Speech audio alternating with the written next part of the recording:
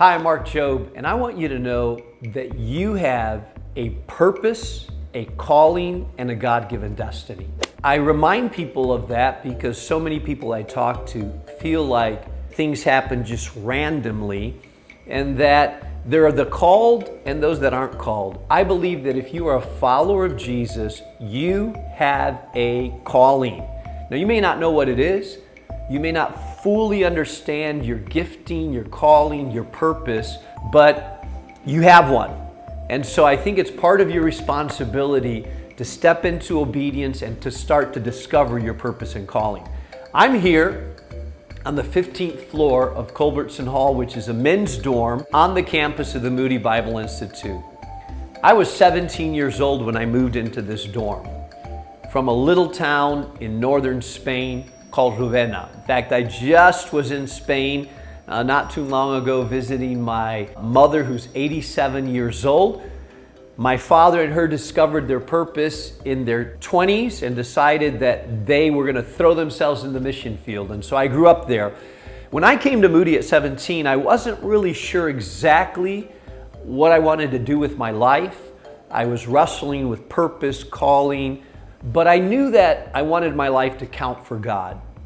And here on the campus of Moody Bible Institute, as I jumped into classes, as I ministered in the city, I became more and more convinced that I wanted to make sure that whatever I did made an impact on eternity.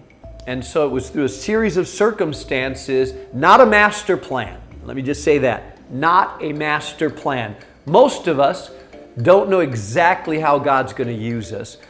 But when we start surrendering our heart and saying yes to Jesus, we start discovering our gifting, what we're passionate about, what we're good at, what God has really wired us or empowered us to do.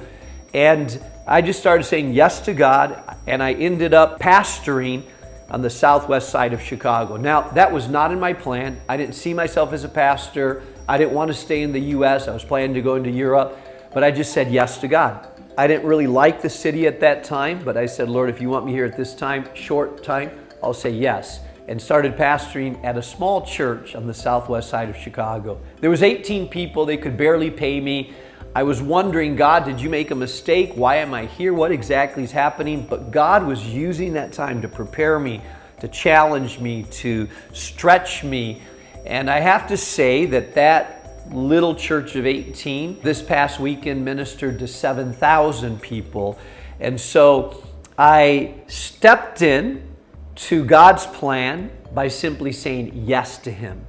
And so let me close by reminding you about a couple of verses that will encourage you. 2 Timothy 1:9 says, He saved us and called us to a holy calling. 2 Peter 1:10 says, Therefore, brothers, be all the more diligent to confirm your calling. And then lastly, Ephesians chapter 4, verse 1 and 3 says, Therefore, he's talking about being a prisoner. He says, I urge you to walk in a manner worthy of your calling. I just want you to know, you have a calling. You may not know your purpose, but God has a divine purpose and a plan for you to live out that will fit into His divine plan and that will energize you for the purposes of God. Blessings.